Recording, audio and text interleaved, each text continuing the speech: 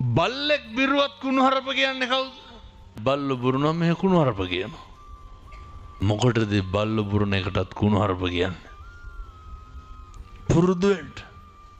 කවදාවත් එහෙම වෙන්න එපා. මේ කන හරි කැමති තමයි අනුන්ගේ දේවල් අහන්න. කන හරි කැමති ගතු කේලම් අහන්න. ඒවට ටික ටික කන ඒවා අහන එක අප්‍රිය කරන්න. අනුන්ගේ දේවල් මොකටද කියලා බැහැර කරන්න.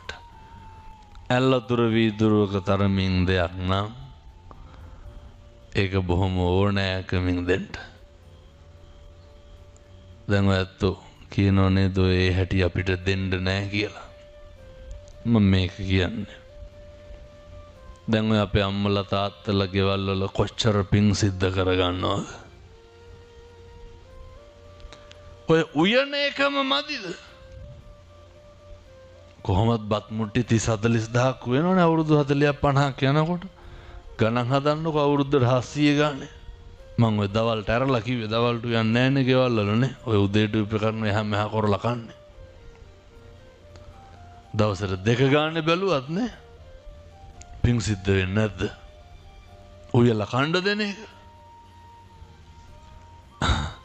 දවසට වේල් කීයක් හිත හොඳින් උයනවද? ඇති හැටි බැන බැන නෙමෙයි දුයන්නේ. කොරන්න දෙයක් නැතිකමට නෙමෙයි දුයන්නේ. අපූර්වට උයලවරලා කියනවනේ මෙවුන්ට තම්බනවා ඉවරයක් නැහැ කියලා. ඉතින් කොහොමද පිං සිද්ධ වෙන්නේ? හැම වෙලේම ගෙදර දොර ඉන්නකොට මේවා දරුවන්ටත් තියෙන්න ඕන. මනස තමයි මූලික වෙන්න ඕන කරන කියන දෙයට.